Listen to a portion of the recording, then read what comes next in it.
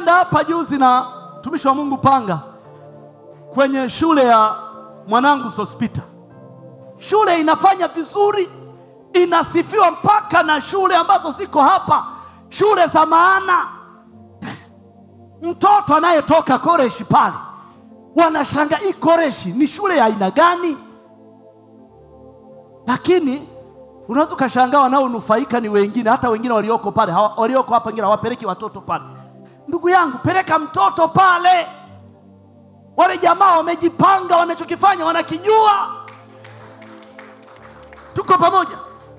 Yaani elimu inayotolewa pale, nataka nikuibie siri, ni elimu ambayo wale wanaolipa gharama kubwa za kutafuta elimu wanajua, lakini inapatikana kwa bei nafuu ya chini.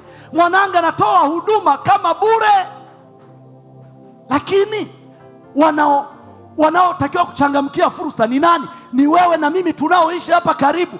Mimi mpaka nimesafirisha mwanangu kutoka Kitunda, yuko hapa, napata elimu hapa. Atukuzwe na atukuzwe. Sasa hivi ni moto wa kuotea mbali jina la Bwana libarikiwe. Ni moto wa kuotea mbali. Mtoto ana confidence ya kutosha. Simuliona hapa hata juzi hapa huko wameenda kurekodi, mwalimu anauliza ni nani wa kugonga, mtoto tayari kwanza amejengeka hivyo. Unanielewa ndugu? Sasa wanaonufaika ni wengine mko hapa, sio hata wanakosoma kujulikani. Peleka mtoto pale. Kwanza ana vitu viwili, wanaomfundisha wameokoka, wanamjua Mungu. Hiyo ni baraka ya kwanza naipata.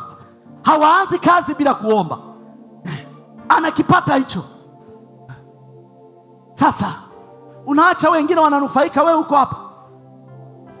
Na mimi namwombea Mungu ambariki, hatajenge shule kubwa na kubwa.